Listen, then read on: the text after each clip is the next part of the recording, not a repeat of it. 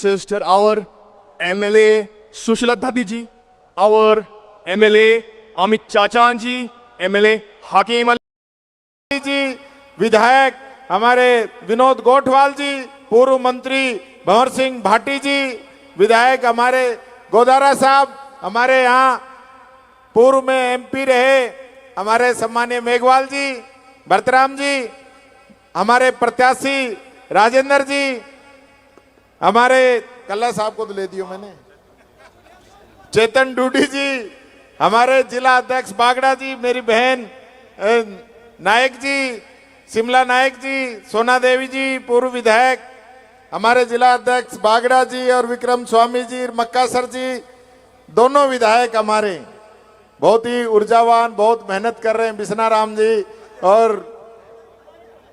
आने वाले टाइम में बन जाएंगे, क्यों चिंता कर रहा हूं। मदन मेघवाल जी यहां उपस्थित, सम्मानित मंच, भाई फिर कोई नाम ऊक चूक हो जाएगा, फिर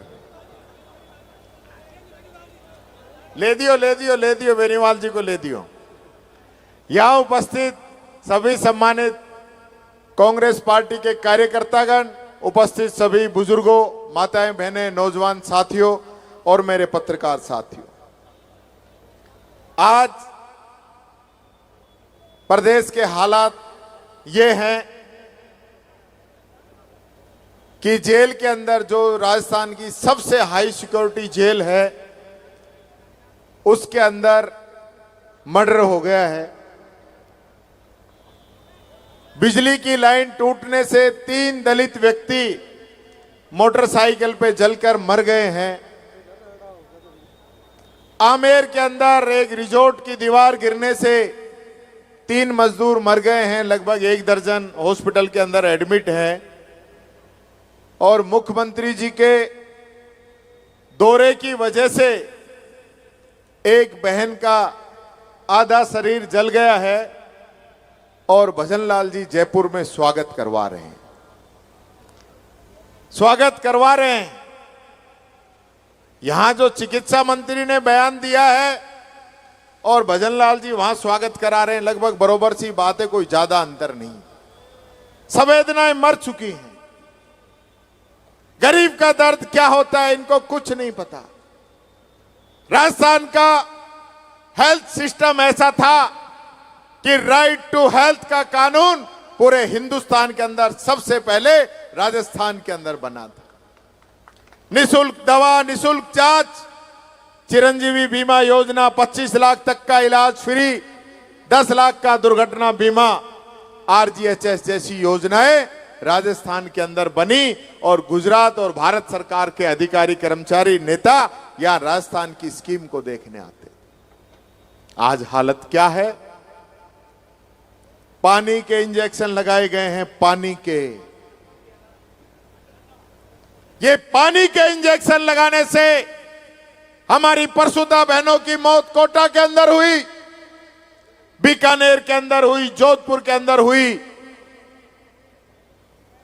ये इंजेक्शन बनाने वाले और इन इंजेक्शन को खरीदने वाले, इन लोगों को सजाए मौत होनी चाहिए।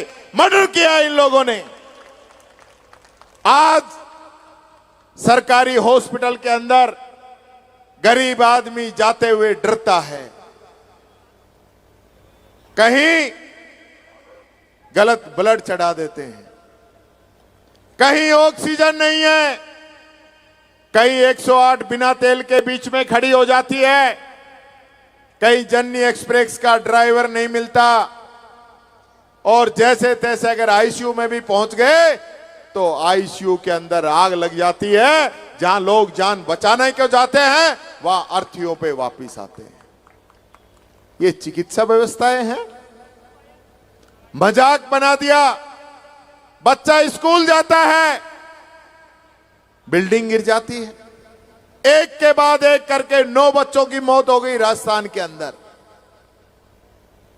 कोई जवाबदेही है?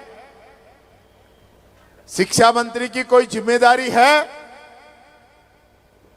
भाषण दिलवा लो। कल जो भाषण दे रहे थे, वो एक कहावत है, कौन सी है? बहुत उपदेश कुशल बहु तेरे।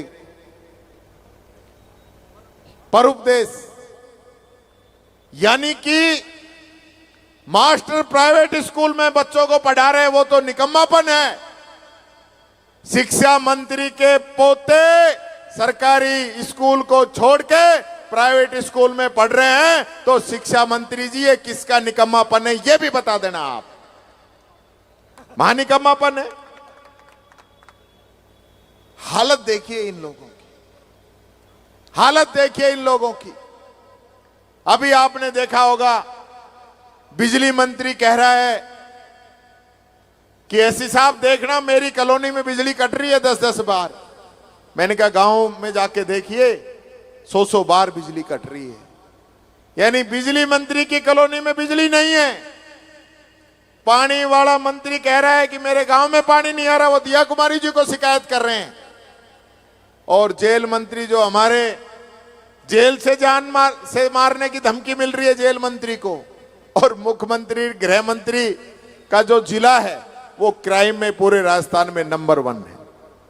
दुर्भाग्य देखिए राजस्थान के कैसे कैसे नमूने फिट हो गए जो बैठ गए सीटों के ऊपर।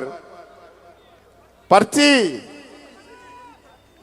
और पर्ची के साथ साथ खर्ची और आ गई, खर्ची और निकली है 2.5 करोड़ रुपए के आसपास। यहीं बीकानेर, सीकर, पूरा जो इलाका है, नागौर, अजमेर, इस पूरे इलाके के अंदर वो जो खर्ची पकड़ी गई है वो कहां से आई है और कहां जा रही थी, ये भी तो बताओ। वो भजनलाल जी भाषण देते थे मगरमच्छ पकड़ूंगा, मगरमच्छ पकड़ूंगा।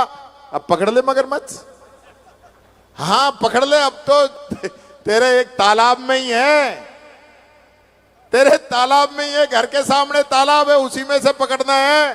तेरे को कोई नदी में से नहीं पकड़ना। 10 दिन से एक बयान नहीं आया है। भ्रष्टाचार खत्म कर देंगे।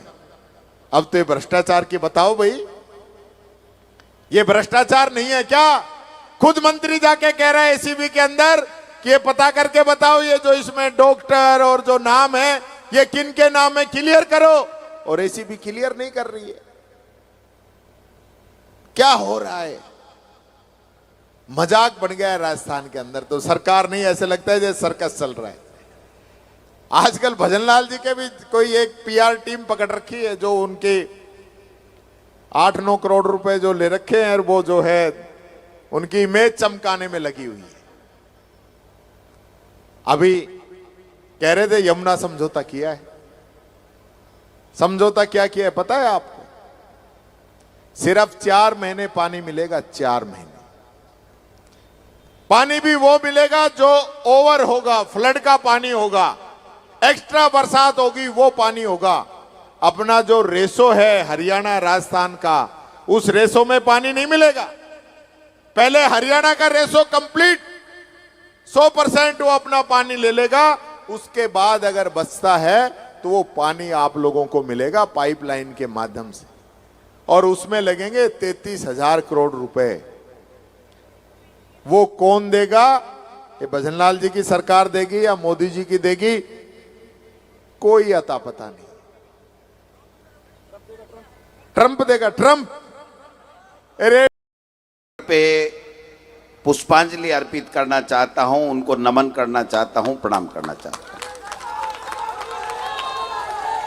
आज हमारे बीच में बीकानेर और बीकानेर के आसपास की पूरे संभाग की 2 प्रमुख समस्याओं से जो आप बीकानेर और संभाग के लोग जूझ रहे हैं, उसके ऊपर हम लोग चर्चा करने के लिए एकत्रित हुए हैं। हमारे बीच में हमारे नेता प्रतिपक्ष सम्माननीय टीकाराम जूली साहब हैं, हमारे दोनों जिला अध्यक्ष भाई कृष्णाराम जी और मदन गोपाल जी, हमारी प्रभारी बहन शिमला नायक जी, चेतन डूडी जी, और हमारे पूर्व प्रदेश अध्यक्ष, पूर्व काबीना मंत्री, बहुत ही वरिष्ठ नेता आदरणीय बीडी कल्ला साहब,